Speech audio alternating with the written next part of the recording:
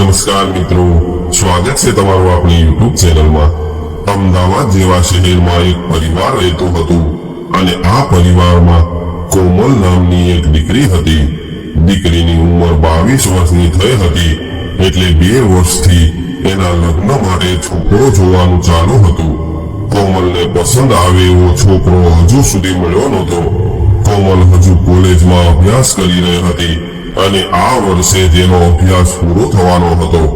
એવામાં એક છોકરો કોમલને પસંદ આવ્યો અને સામે છોકરાને પણ કોમલ પસંદ આવી ગઈ એટલે ધીરે ધીરે વાત આગળ વધી અને બંનેની સહમતિ અને બંનેના પરિવારની સહમતિથી કોમલની સગાઈ કરવામાં આવી।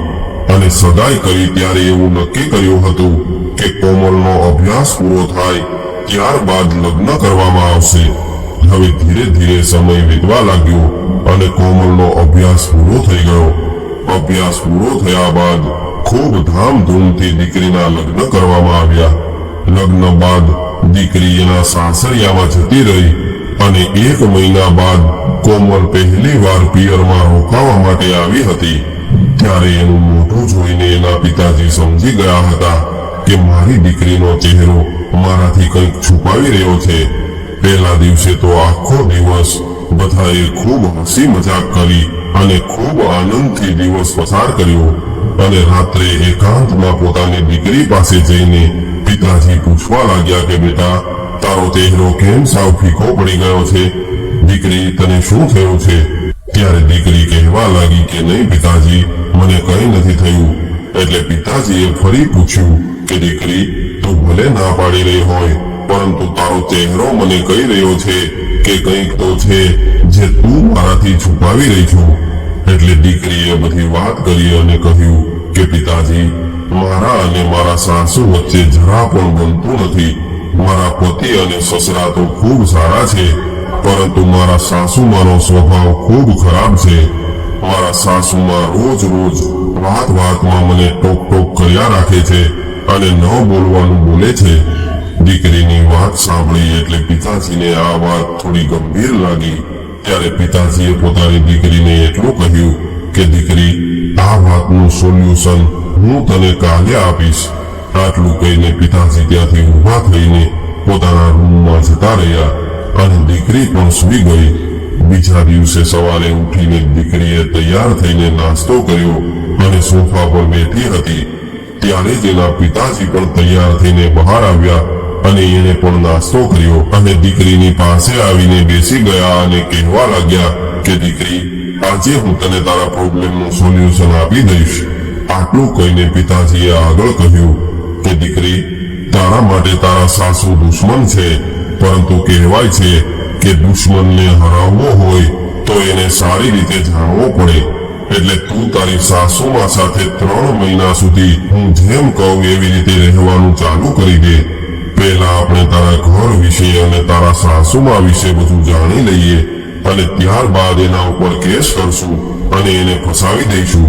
પિતાજીની આવી વાત સાંભળીને દીકરીને પણ એવું લાગ્યું કે ફક્ત 3 મહિનાની તો વાત છે એટલે દીકરીએ હા પાડી અને એવું કહ્યું કે પિતાજી, તમે જેમ કહેશો એમ કરવા માટે હું તૈયાર છું પરંતુ મારે કેવી રીતે રહેવાનું છે એ તો જણાવો। ત્યારે એના પિતાએ જવાબ આપીને એવું કહ્યું કે જો દીકરી, તારે 3 મહિના સુધી તારા સાસુ અને ઘરના બધા જ લોકો સાથે ખૂબ પ્રેમથી રહેવાનું છે।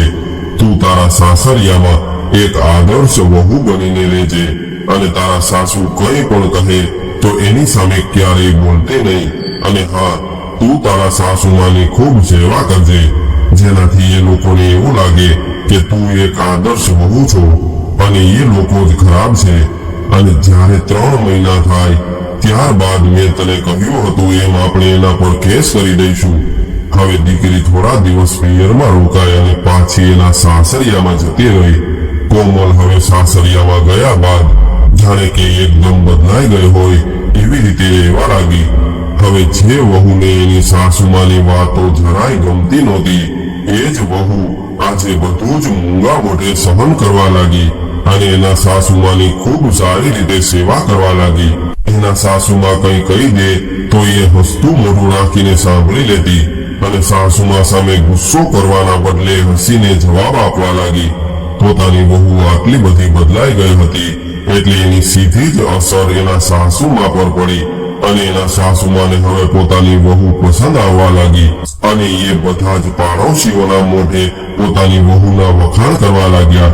કોમલ એની સાસુમાના પગ દબાવી દેતી અને ક્યારેક એને મજા ન હોય ત્યારે ખૂબ સેવા ચાકરી કરતી અને સામે એના સાસુમાં પણ ક્યારેક વહુને ઊંઘ આવી ગઈ હોય તો એને ઉઠાડવાની જગ્યાએ આરામ કરવા દેતી અને ઉલટાની ઠંડીના સમયમાં વહુ સૂતી હોય તો એને ઉઠાડી દેતી. હવે આ બધું જોઈને કોમલને પણ એની સાસુમાં સારી લાગવા લાગી અને એના પિતાજીની વાતો પર એને થોડો અવિશ્વાસ થવા લાગ્યો. હવે કોમલ એવું વિચારી રહી હતી કે મારે મારા સાસરિયાના લોકો પર કેસ કરવાનો વિચાર ન કરવો જોઈએ, કારણ કે હવે તો મારા સાસુ પણ મને ખૂબ સારી રીતે સાચવે છે. આવું વિચારીને એક દિવસ કોમલે એના પિતાજીને ફોન કર્યો એટલે સામેથી પિતાજીએ કહ્યું કે બોલ બેટા, મને ખબર છે કે તે મને શા માટે ફોન કર્યો છે, કેમ કે તે મને એવું જણાવવા માટે ફોન કર્યો છે કે તારે હવે તારા સાસુમા ઉપર કેસ નથી કરવો. કોમલે પિતાજીની આવી વાત સાંભળી એટલે એને આશ્ચર્ય થયું અને એ વિચારવા લાગી કે મેં તો મારા પિતાજીને કોઈ પણ પ્રકારની વાત નહોતી કરી, તો પછી એને કેમ ખબર પડી ગઈ હશે. ત્યારબાદ કોમલ કહેવા લાગી કે નહીં પિતાજી, હવે મારે આ ઘરમાં જ રહેવું છે. આ ઘર મને ખૂબ ગમે છે. હવે તો હું મારા સાસુને ખૂબ વાલી લાગુ છું, એટલે હવે મારે મારા સાસરિયા ઉપર કેસ નથી કરવો અને મારે આ ઘરમાં રહીને મારા સાસુ સસરાની સેવા કરવી છે. ત્યારે પિતાજીએ થોડું હસીને એવું કહ્યું કે દીકરી, મેં તને પહેલા એવું કહ્યું હોત કે તારે ત્યાં એ જ ઘરમાં રહીને બધું જ સહન કરવું પડશે અને તારે જ તારા સ્વભાવમાં સુધારો કરવો પડશે, તો કદાચ આજે તને હું પણ ખરાબ લાગ્યો હોત. પરંતુ આજે તને સમયે શીખવાડી દીધું છે કે કદાચ તું ખુદને બદલી શકીશ તો તારી સાસુ પણ બદલાઈ જશે. અને ખરેખર આજે એવું જ થયું છે. દીકરી, તું ખુદ બદલી ગઈ છો એટલે તારા સાસુમાં પણ બદલી ગયા છે અને હવે તું અને તારા સાસુમાં માં દીકરીની જેમ રહેવા લાગ્યા છો.